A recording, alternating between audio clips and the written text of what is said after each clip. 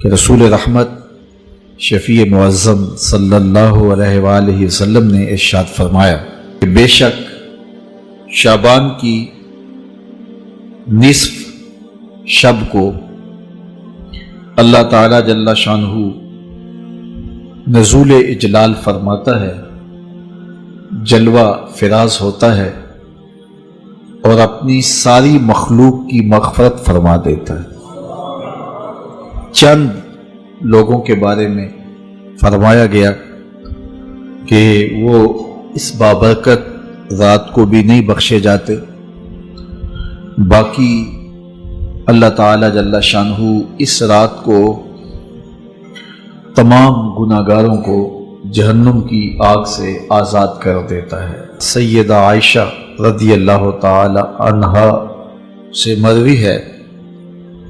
فرماتی ہیں کہ ایک رات میں بیدار ہوئی تو رسول رحمت صلی اللہ علیہ وآلہ وسلم کو بستر پر نہ پایا، تو میں حضور کو ڈھونڈنے نکلی تو آقا کریم علیہ السلام تشریف لائے تو حضور علیہ السلام نے ارشاد فرمایا، عائشہ بے شک آج کی وہ بابرکت رات ہے، ان اللہ تعالی ینزل لیلۃ النصف من شعبان، کہ اللہ تعالی نصف شعبان کی رات کو نزول فرماتا ہے الی السماء الدنیا، آسمان دنیا پر، فیغفر لاکثر من عدد شعر غنم کلب، بنو کلب کی بکریوں کے بالوں کے برابر گناہگاروں کو جہنم کی آگ سے آزاد کر دیتا۔ قبیلہ بنو کلب عرب میں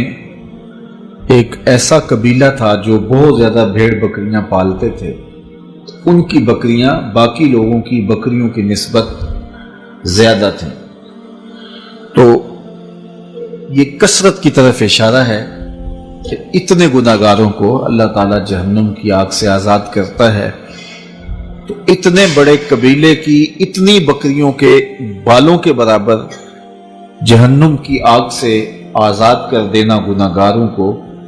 یہ اس بات کا اظہار ہے کہ کوئی بھی گناہگار اللہ کی رحمت سے محروم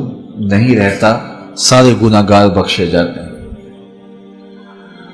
حضرت سیدنا علی المرتضی رضی اللہ تعالی عنہ سے مروی ہے، مولا کائنات فرماتے ہیں رسول کریم نے ارشاد فرمایا، اذا کانت لیلۃ النصف من شعبان، حضور نے ارشاد فرمایا جب شعبان کے نصف کی رات آئے،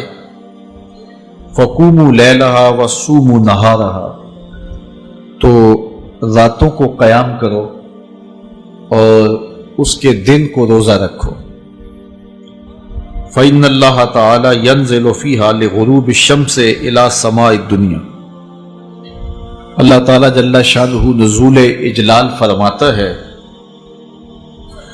غروب شمس کے ساتھ ہی پہلے آسمان پر، فیقول، اور ارشاد فرماتا ہے کوئی ہے مجھ سے بخشش مانگنے والا میں اس کو بخش دوں، الا مسترزق فارزقہ، ہے کوئی مجھ سے رزق طلب کرنے والا میں اس کو رزق دوں، الا مبتلا فوافیہ، ہے کوئی مصیبت میں پھنسا ہوا میں اس کی مصیبت دور کر دوں،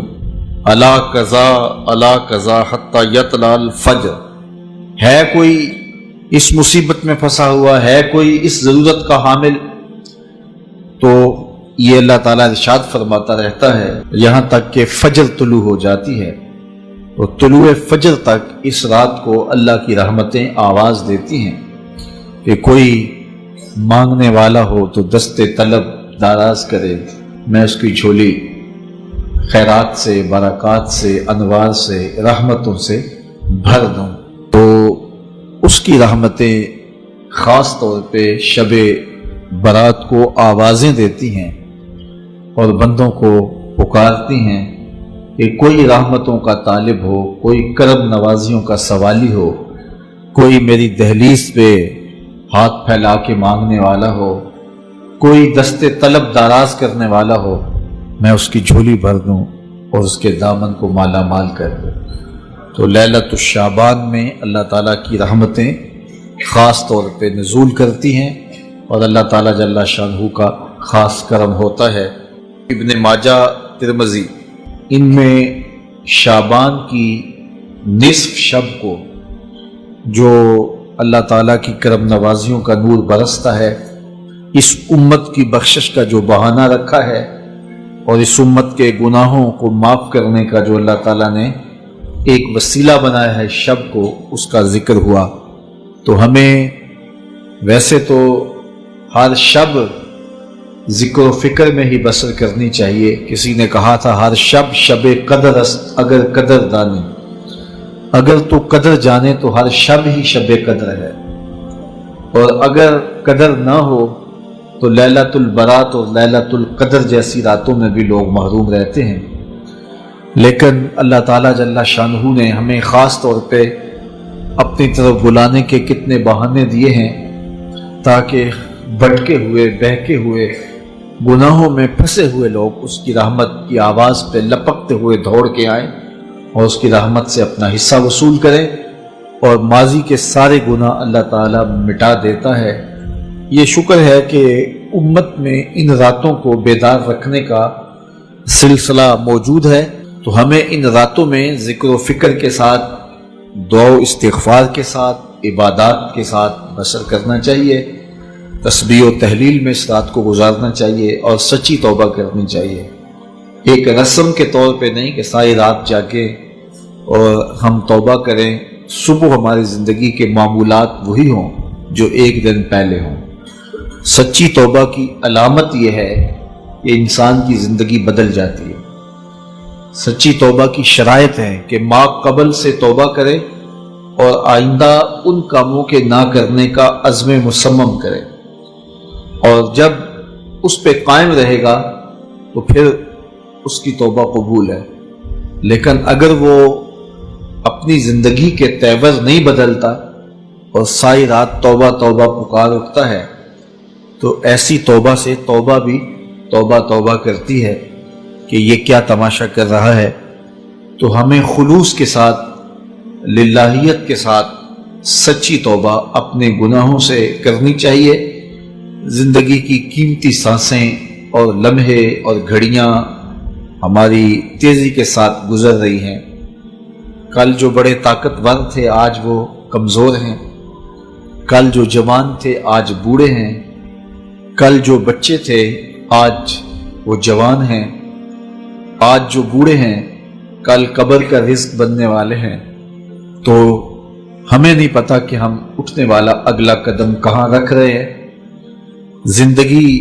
مختصر ہے اور اللہ تعالیٰ نے ہمیں جو موت کا وقت دیا ہے اللہ کی نظر میں، اس کے علم میں متعین ہے، لیکن ہمیں اس کی قطعاً خبر نہیں ہے۔ یہاں بوڑھے اور بچے اور جوان کی کوئی تمیز نہیں ہے، یہ اللہ تعالیٰ کے علم میں ہے کہ ہمارا اٹھنے والا اگلا قدم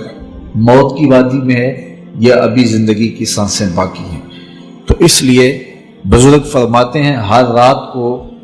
توبہ کر کے سو، اس خیال سے کہ یہ زندگی کی کہیں آخری رات نہ ہو، اور ہر نماز کو ادا کرو اس خیال سے کہ کہیں یہ زندگی کی آخری نماز نہ ہو۔ تو مجھے اور آپ کو اپنی آخرت کے لیے سخت فکر مند ہونا چاہیے اور ہمیشہ اللہ کی حضور رجوع، توبہ اور انابت سے اپنے گناہوں کی معافی کا سوال کرنا چاہیے، اور اپنی زندگی کو